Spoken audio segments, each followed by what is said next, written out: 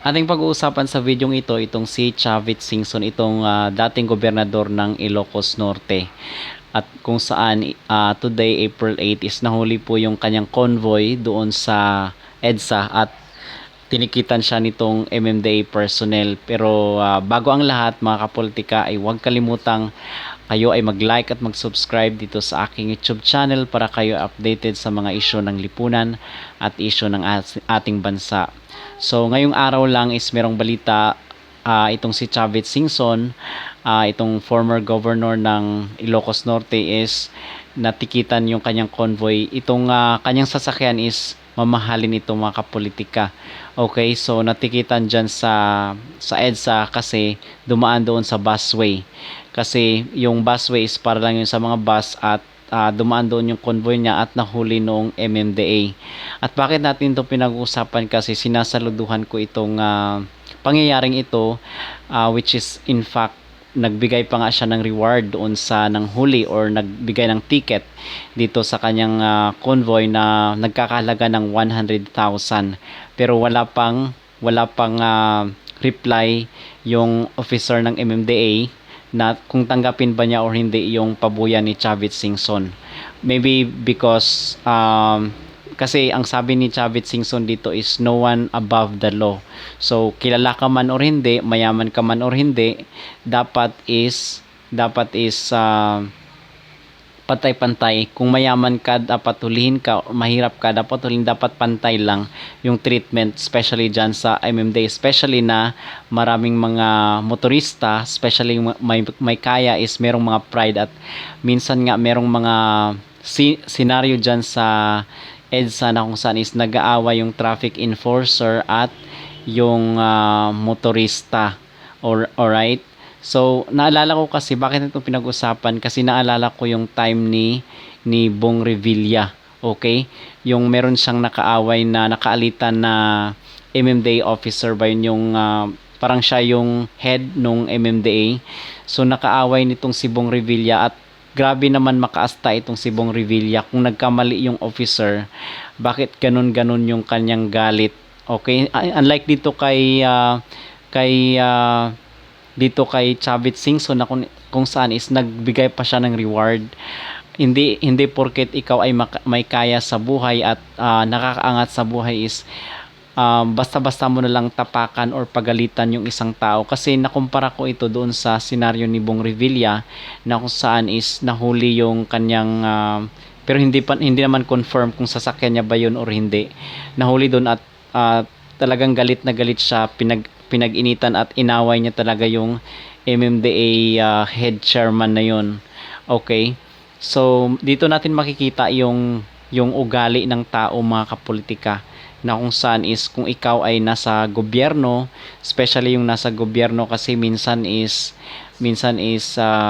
nakakaangat at minsan merong pride sa buhay at kumbaga yung mga ultimong tao, especially yung mga taong mas mababa ang level sa iyo is inaapakan or kahit simpleng mga bagay lang na dapat sundin sa batas is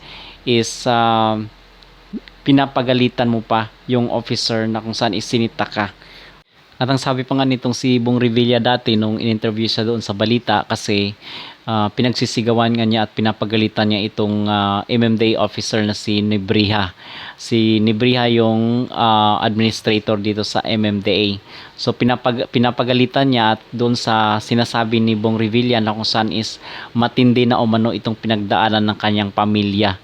So maybe sinabi niya yon kasi 'di ba nakulong siya dahil doon sa plunder or pandarambong at later on is pinalaya siya nung time na ni former President Rodrigo Roa Duterte. At kasama dito ni Bong Revilla itong sila Ejercito, itong sila Napoles, itong sila Enrile. So sila yon yung nakulong sila dahil doon sa plunder or pandarambong. So ito marahil yung tinutukoy ni Bong Revilla na kung saan is napagdaanan niya sa buhay at ngayon is masisira lang dahil dito sa paglabag sa MMDA. Okay? At balik tayo dito kay kay Chavit Singson, sinasaluduhan natin yung kanyang ginagawa kasi aside dito pala sa 100,000 na reward dito sa MMDA officer, itong si Chavit Singson is meron ring mga charity organization or charity institution na kung saan is tinutulong niya sa mga tao, mga kabayan niya, mga kapolitika. Napakayaman na taong ito tong si Chavit Singson, kung kaya pinag-uusapan natin siya dito sa ating video. At hindi na nga tumakbo pagka politiko itong si Chavit Singson, mga kapolitikano, pero napakayaman pa rin ng taong ito. At makikita natin dito na sana lahat ng opisyalis ng gobyerno ay tularan itong kanyang naging attitude, na kung saan is instead na magalit siya doon sa MMDA officer, is binigyan niya pa ng reward dahil sa honest or katapatan dito sa kanyang trabaho, na kung saan is kahit sino ka mang tao, mataas na opisyal ka man, may pangalan ka man, kilalang personalidad ka, is walang pinipili yung batas. So dapat ganun, kasi maraming mga tao dyan sa MMDA, dyan sa EDSA, na kung saan especially kung sila ay mga mayaman, mga artista, mga politiko, at yung mga negosyante, yung mga nakakaangat sa buhay, is pinapagalitan yung mga MMDA officer, at ang taas-taas ng tingin nila sa kanilang sarili. Okay, bakit hindi nila gayahin itong si Chavit Singson na nagpakumbaba at binigyan pa nga ng reward yung MMDA officer.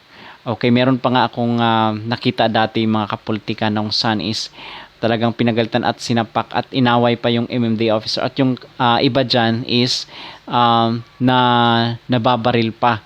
Okay, yung MMDA officer na yun na kung saan is nakipag-argue dito sa isang motorista dyan sa EDSA. Okay?